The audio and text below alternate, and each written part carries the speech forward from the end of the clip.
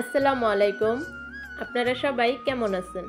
আশা করি আপনারা সবাই ভালো আছেন। আজকে আরও একটা ভিডিও নিয়ে আপনাদের মাঝে চলে আসলাম। তো সম্পূর্ণ ভিডিওটা না টেনে আপনারা দেখতে থাকেন। আর ভিডিওটা দেখতে দেখতে কোথাও গিয়ে যদি ভালো লাগে অবশ্যই আমার চ্যানেলটা লাইক, কমেন্ট, সাবস্ক্রাইবার করে আমার সাথেই থাকবেন। তো আজকে আমি হঠাৎ করে আমার বাপের বাড়ি যাইতেছি। তো আমার বাপের বাড়ি যাওয়ার টাইমে এইখানে দেখতে পাচ্ছেন ছোট একটা নদী। তো এই নদী পার হয়ে তারপর যাওয়া লাগে, তারপরও আরও একটা নদী পড়ে। তো এই নদীটা প্রচুর বড়, তো দেখতেই পাচ্ছেন। এর আগে ছোট নদীটা পার হয়েছি আর এখন এটা বড় নদী। তো দেখতেই পাচ্ছেন এই নদীটা কতটা বড় হতে পারে, তো আপনারা দেখেই বুঝতে পারতেছেন এরা প্রচুর পরিমাণে বড়। জানি না ভিডিওতে কতটুকু আপনারা বুঝতে পারতেছেন কি না পারতেছেন। যেহেতু আমি গ্রামে থাকি, তো আমার বাপের বাড়ি যাওয়ার পথে দুইটা নদী পার হয়ে তারপর গাড়ি করে যেতে হয়। আর যেহেতু আমার ছোট ভাই এসে আমার নেওয়ার জন্য, তো আমার ছোট ভাই খাদিজারে কোলে করে নিয়ে বসে রয়েছে, আর এইখানে আমি আর খাদিজার বাবা দাঁড়ায় রয়েছি নৌকাতে। তো এইখান দিয়ে আমি আবার একটু ভিডিও করতেছিলাম। যেহেতু শীত এখন আর হালকা হালকা কুয়াশা, তো দেখতেই পাচ্ছেন যে নদী পথের রাস্তা দিয়ে যাইতেছি। আর এখন যেহেতু সকাল সকাল, যার কারণে সবার কাজকর্ম টাইম অফিস টাইম, যার কারণে ট্রলার খুব দ্রুত যাইতেছে। আর মানুষ নিয়ে তারপরে ট্রলার ভরে তারপর আবার আরেক সাইডে গিয়ে থামতেছে। যেহেতু ব্যস্ত শহরের সবারই কাজকর্ম থাকে, এই কারণে কাজ ছাড়া কারো উপায় নাই।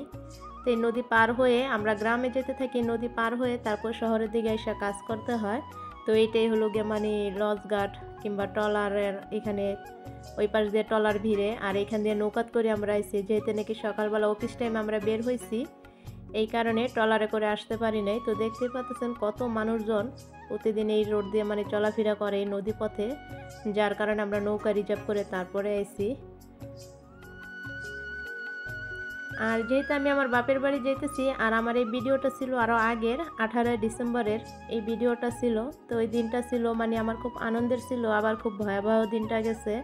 আমি ভাবতে পারি নাই 18 ডিসেম্বর দিনটা এতটা ভয়াবহ হইব। কি বলবো, বলার কোনো ভাষা নাই। তো 18 ডিসেম্বরের কথা কম বেশি সবাই জানে যারা খবর দেখে, কারণ আমি যেতে গাজীপুরের মেয়ে, আমার বাপের বাড়ি গাজীপুর। তো ইস্তেমার মাঠের এইখান দিয়ে আমার বাপের বাড়ি যাইতে হয়, টঙ্গী ইস্তেমার মাঠ। আর যেহেতু কি বলবো, আমি বলতে গেলে আমার শরীরের পশমে এখনও দাঁড়া জায়গা। এমন দুর্ঘটনা ঘটছে কোনোদিন কল্পনাও করতে পারি নাই। আমি ভাবতেও পারি নাই যেহেতু 18 ডিসেম্বর সকালে আমার বাড়ি যাব, তো এরকম একটা দুর্ঘটনার শুনতে হইব। তো এখন যেহেতু রাস্তা দিয়ে যাইতেছিলাম, খুব ভালোভাবেই যাইতেছিলাম, মনে খুব আনন্দ ছিল। তো হঠাৎ করে আমার বাবা ফোন করে বললো কি ইস্তেমার মাঠে প্রচুর পরিমাণে গ্যাঞ্জাম হইতেছে, 17 ডিসেম্বর রাত্রে থেকে অনেক গ্যাঞ্জাম হইতেছে, যে রাস্তা দিয়ে যেন আমরা সাবধানে যাই। এরকম করে যেতে যেতে হঠাৎ করে দেখি রাস্তায় গাড়িটা থাইমা যায়, তখন প্রচুর পরিমাণে জ্যাম থাকে। তখন বলে রোড দিয়ে যাওয়া নিষেধ। তো ওই দিনটা অনেক কষ্ট করে তারপরে বাড়িতে গেছি। এক কথায় কি বলবো, আমি রাস্তাটা দিয়ে কান্না করতে করতে গেছি, যেহেতু খাদিজা খুব ছোট। আর খাদিজা বলতেছিল আমি খুব ভয় পাইতেছি, জীবনেও যা না দেখছি তাই 18 ডিসেম্বরে আমি দেখলাম। ইস্তেমার মাঠের পাশে একদম মেন রোডে গাড়িটা আমাদের থাইমা গেছিলো, আর ওইখান দিয়ে পুরোপুরি গন্ডগোলটা ছিল। তো যাই হোক, আল্লাহর কাছে লাখ লাখ শুক্রিয়া যে অল্পতে আল্লাহর কাছে শুক্রিয়া জানাই, অল্পতে বেঁচে গেছিলাম। হয়তো এই দুর্ঘটনার ভিতরে আমরাও পড়তে পারতাম। তো যেহেতু দুইটা গাড়ি চেঞ্জ করা লাগে আমার বাপের বাড়ি যাওয়ার টাইমে, তো ওইখানে ওই দিন 4-5টা গাড়ি পাল্টাইতে হয়েছে, যেহেতু গাড়ি কোনো গাড়ি সামনে যায় না। তো কি আর বলবো, তো আপনারা যারা খবর দেখেন কি কম বেশি 18 ডিসেম্বরের কথা সবারই হয়তো মনে আছে, এমন একটা দুর্ঘটনারই। যাই হোক, আল্লাহর কাছে লাখ লাখ শুক্রিয়া যে মরতে মরতে বেঁচে গেছি।